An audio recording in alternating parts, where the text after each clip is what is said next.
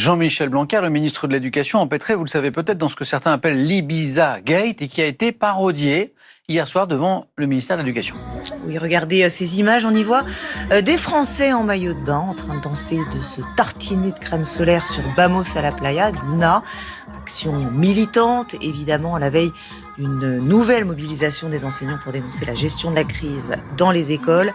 Cette journaliste de l'émission qui s'appelle Anna Cabana, pour ceux qui l'ignorent, eh bien c'est la femme de Jean-Michel Blanquer qu'il a épousée il y a quelques jours. Donc en fait, quand elle anime ce débat sur les vacances de son mari, en fait ce sont les vacances auxquelles elle a elle-même participé pour le coup. Elle était aussi à Ibiza, donc elle s'est contentée d'animer le débat, mais après elle a été obligée bien sûr de se justifier en disant qu'elle faisait simplement son boulot de journaliste. Elle a le droit d'être mariée. Elle dit, écoutez, c'est quand même tout à fait étonnant, je vais parler d'un sujet, J'étais à Ibiza. J'étais à Ibiza. Bon, au contraire, tu fais un vrai numéro. Tu te mets tout le monde dans la poche. Ce qu'a été notre week-end. Ibiza, il a plu, c'était pas beau, on s'est ennuyé, on s'est même engueulé avec Jean-Michel. Franchement, la prochaine fois. Je lui ai dit, tu travailles trop. Je lui ai dit, tu travailles trop. Quoi, mince, il y a autre chose à faire que ton protocole. Arrête de pleurer! Arrête de crier! On était là depuis le début! On te va devant tout le monde! Tu peux pas faire ça! Arrêtez, wesh! Arrêtez, les amis! Comment je suis pour toi? Je t'aime trop! Et la vie, tu vas t'aimer! Je t'aime trop! Enfin, mais n'importe quoi! Enfin, il est fou ce garçon! Mais je veux dire, mais enfin, l'autre c'est des mathématiques! Ah oui! J'abandonne. J'abandonne. Alors toi, ça c'est normal! Non, mais à un moment donné, je veux dire, éduquer des ânes, ça sert à rien, quoi!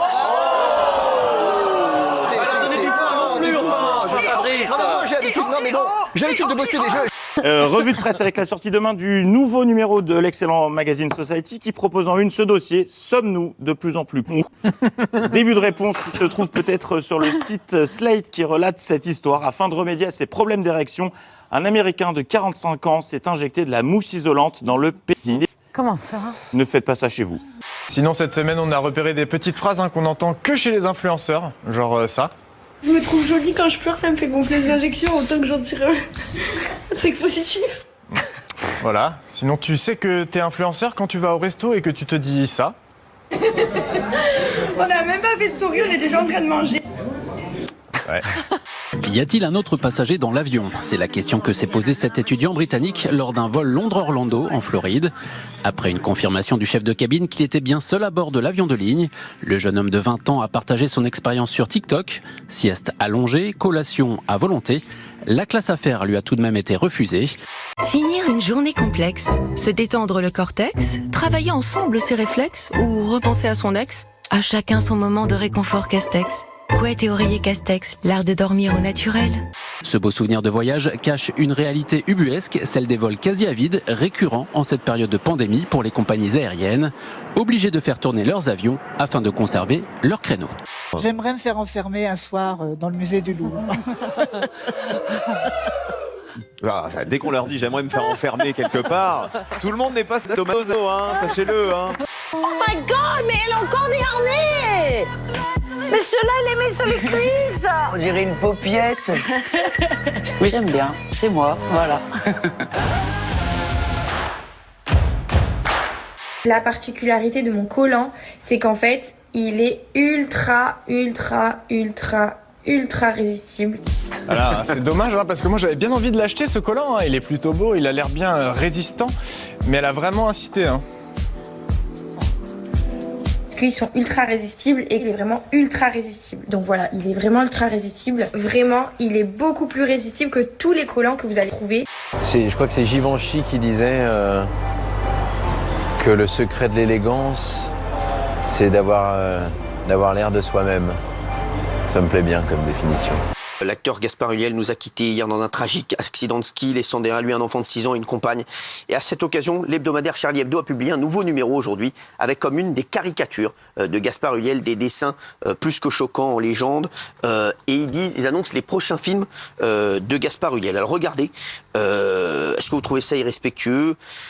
Les prochains films de Gaspard Ulliel, donc voilà, La Reine des Neiges libérée, Je ne skierai plus jamais. D'après les pisteurs secouristes, Gaspard Ulliel ne portait pas de casque. Laurent Reynaud, délégué général du domaine skiable de France, estime que cet équipement est primordial. Bien sûr, le casque est non seulement très fortement recommandé pour les enfants, mais il est également de plus en plus porté par les adultes. Et fort heureusement, on déplore assez rarement des accidents aussi graves, notamment grâce au port du casque.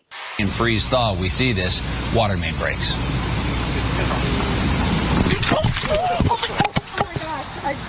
Got hit by a car, but I'm okay. I just got hit by a car, but I'm okay, Tim. That's the first for you on TV, Tori. Woo! We're all good. Lui n'aime pas qu'on lui vole son territoire. Un signe des jardins de la Fontaine à Nîmes était sur ses gardes lorsqu'un jeune homme a cherché à se jeter dans l'eau fraîche. La baignade est interdite dans le parc et le saut de l'ado n'a alors pas plu au palmipède. Cette vidéo de l'attaque du cygne nîmois fait le tour des réseaux sociaux, car pour retenir le jeune téméraire, il a même tenté de tirer sur son short de bain, mais a dû se résigner à laisser filer ce vilain petit canard. Benjamin, c'est vrai qu'on croit que c'est parce que vous avez tout d'un coup une inspiration qui vient et en fait c'est juste pour lâcher une petite caisse. Arrêtez, on est d'accord. Arrêtez quand même. Je suis à côté de vous depuis 10 ans. Comme 25 ans de télé quand même. Tout est ravagé comme ça en 7 ans. Il faut reconnaître en revanche qu'il sent très peu. Alors je suis pas d'accord. Alors là... on va faire une demi-heure sur mes paix quand même, enfin. Tout est perdu. Ils rêvent tous de gagner gros pour pouvoir mener ce qu'ils appellent une vie de folie. Et on aime bien jouer, on veut la vie dans le corps en fait. On veut la vie dans le corps. Les gens ils veulent la vie dans le corps. On veut être posé, péter dans la soie. Il n'y a personne qui pète dans la soie ici. On peut mettre des tenues, voilà, regardez comme ça, à 10 € ou 15 €, je sais plus, mais ça coûte pas plus cher que 15 €. Et ben, quand on le porte bien, comme moi, et ben, on dirait que c'est quelque chose, c'est de la qualité, mais on dirait que genre, c'est de la marque, alors que non, c'est des trucs pas chers. Eh ben, merci pour le conseil, hein. Parfois, vous savez, il y a des toilettes qui ne se ferment pas bien ou c'est un peu compliqué, surtout quand on est à l'hôtel, tout ça. Et moi, je prenais du papier toilette, et en fait, je faisais un bouchon.